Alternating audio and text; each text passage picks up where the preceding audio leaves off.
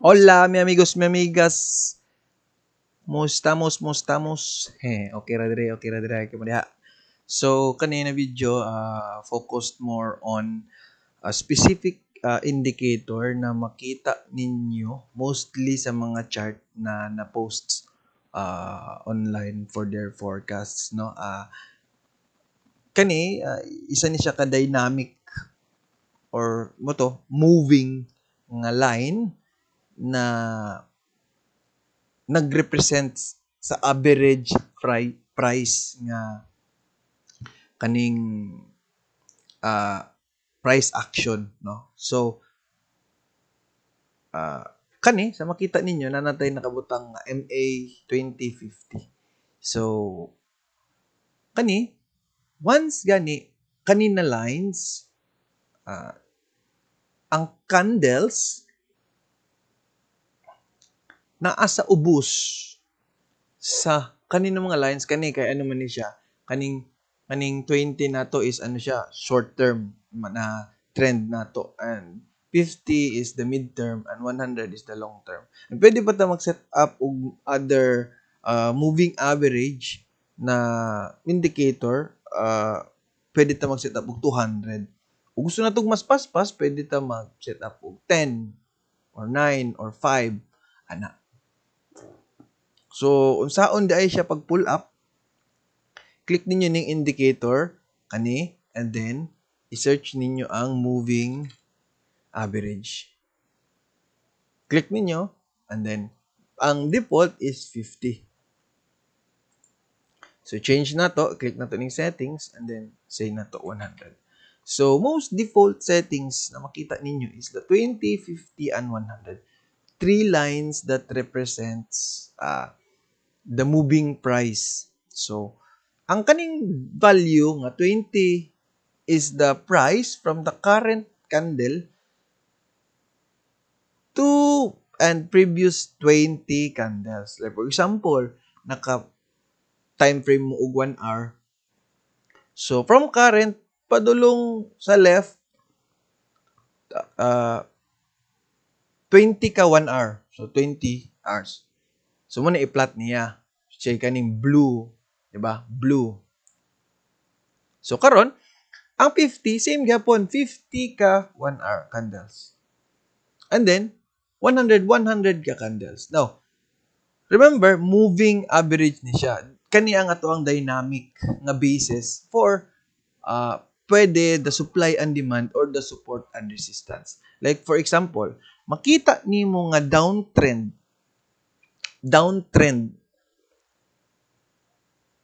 kung ang candles below sa kanina mga lines, especially sa long term nimo kaning 100 or 50. And then, ug uptrend pud siya, makita nimo ang mga candles above ana nga lines, let's say kani. No. So, naani siya yung mga points kung asa mag-cross ang mga line, no?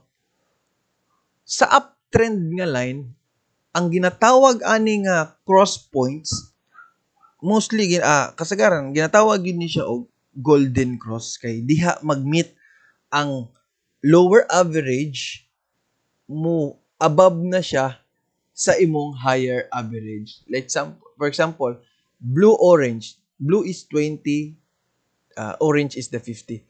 So, ning above ang blue, kani. Ning above ang blue sa orange, nagsignify na uptrend na siya. Now, although below pa ang kanina mga candles dire, it signifies na sa ato ang short and midterm, uptrend na siya. The more pag yun na prove nimo nga uptrend siya is ang blue pag yun, which is the 20, ning cross pag yun, kumbaga crossover, ning cross pag yun sa ato ang 100. Diba? Pag cross niya, that's the time na nag-start ang uptrend. And then, at the same time, diri na part ning cross ang 50 na to, which is the orange. And then that's the uptrend. Ang mga candles is above the small ano na to, short-term trend na to. So, unsaon pagkabalo kung ang trend na humana, candle prices closes below the line. Let's say for example kaning na lines nimo is mo na ang imo aside sa imong horizontal na ma-plot na to, di ba? Maka-plot ta og kana is mo na ang ato ang demand na unya kani pod is the demand na, which is plot na to horizontally. Kani pong moving average is ano po siya, dynamic. So it means mag-move siya. Kani pod ang ato ang mahimong support or ato ang supply. Let's say ang presyo na adire. So mostly gina-target nila mo retest sa ato ang 20 MA. So dire mubaan ni siya and then musaka. Now, if ma-break niya ni, let's say ang price ding labas na gikan dire sa 9.7 ning baba padulong sa ato ang 9.4. And then ning retest sa orange nimo. So, ang trend na usab. Although wala patay dead cross na hitabo, ang tawag di ay og ang smaller trend nimo 20 mo cross below sa imuhang higher, ang tawag ana death cross. So kani is ang ato ang golden, which is yes, gold, money. So pataas ang presyo. Death meaning wala na, patay ka diha. Kay pahurot na imong funds. So mo ni siya. So ingani. So death. And then once mo na siya. So kaning ato ang dynamic trend di ay is mugana ni siya, best ni siya tan-awon ug mag-trend follow ta. Like for example, uptrend and downtrend na mga trends. Dili kay ni siya magamit ong ranging atong market. So dito ta mo plot sa ato ang supply and demand. So makita ninyo sa ato ang other videos sa ang supply and demand and then support and resistance. So ana. So example, i-move nato ni siya sa 4 hours na time frame. Ayan. Sa 4 hours. So nara, sa tong 4 hours nag-death cross na dire. And then another death dire. So, ug wala ni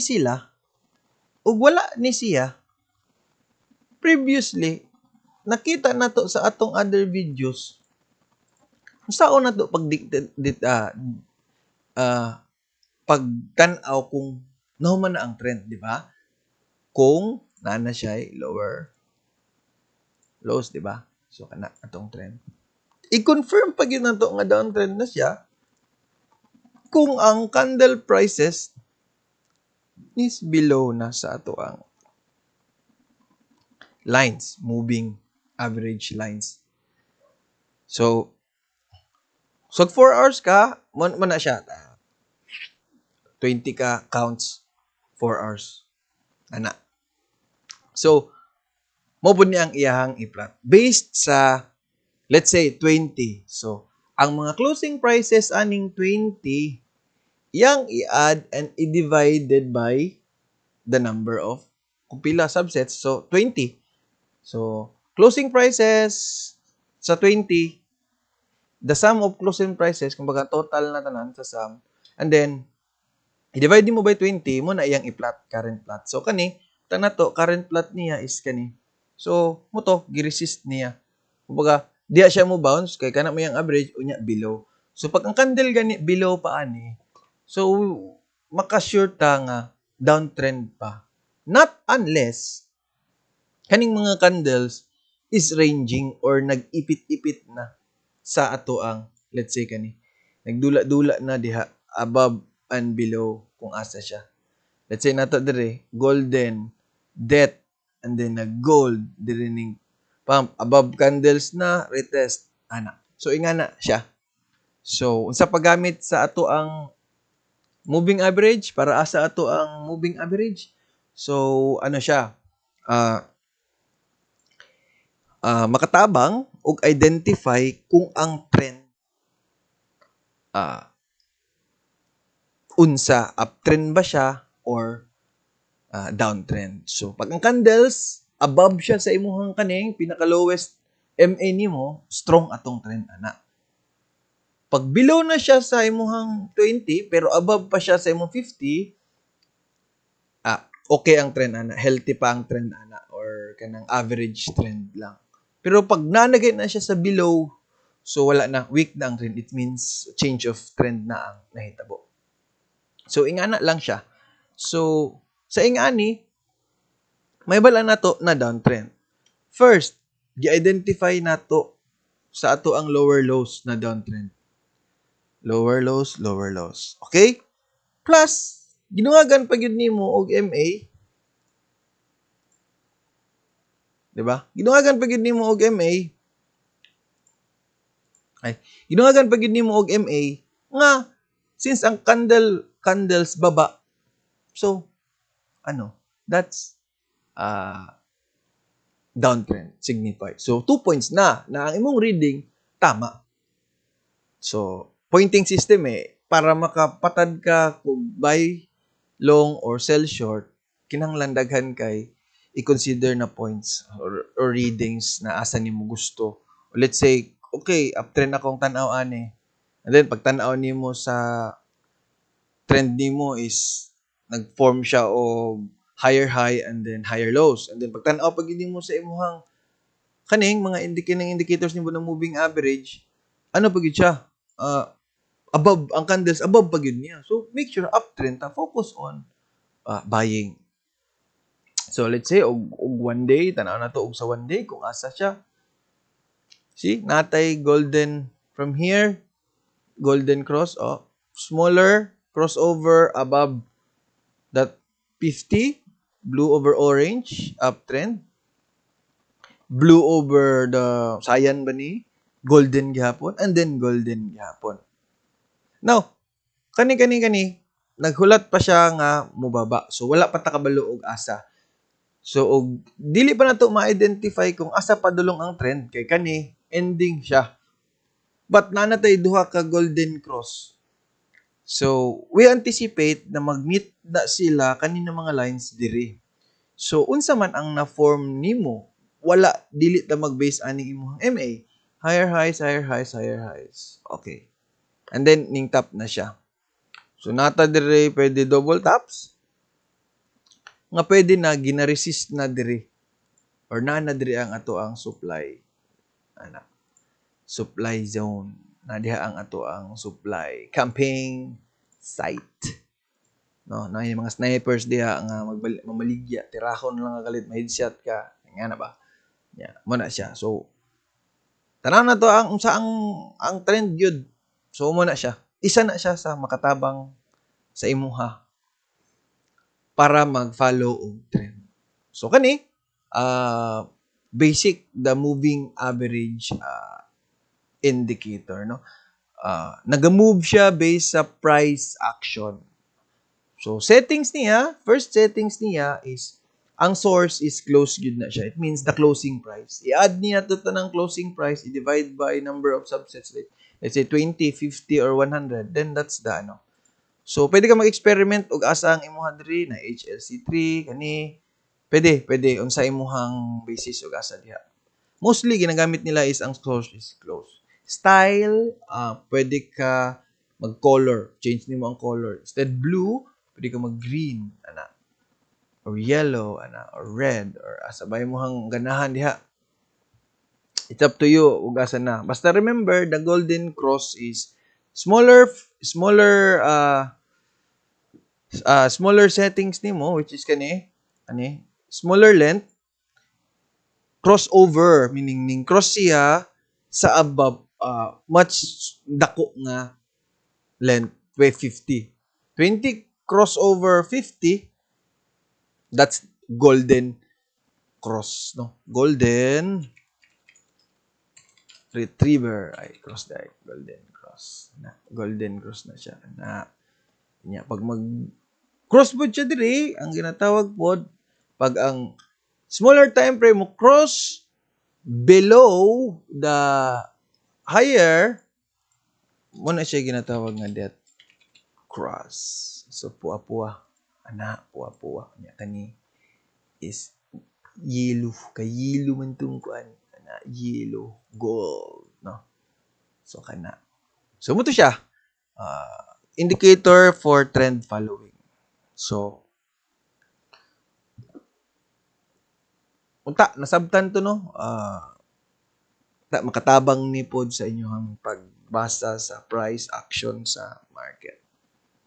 So, if na mo yung mga questions, just comment lang and then try na to nag-answer via comment or another video explaining na pod unsa gyud ni siya ug asa gyud ang imong reading.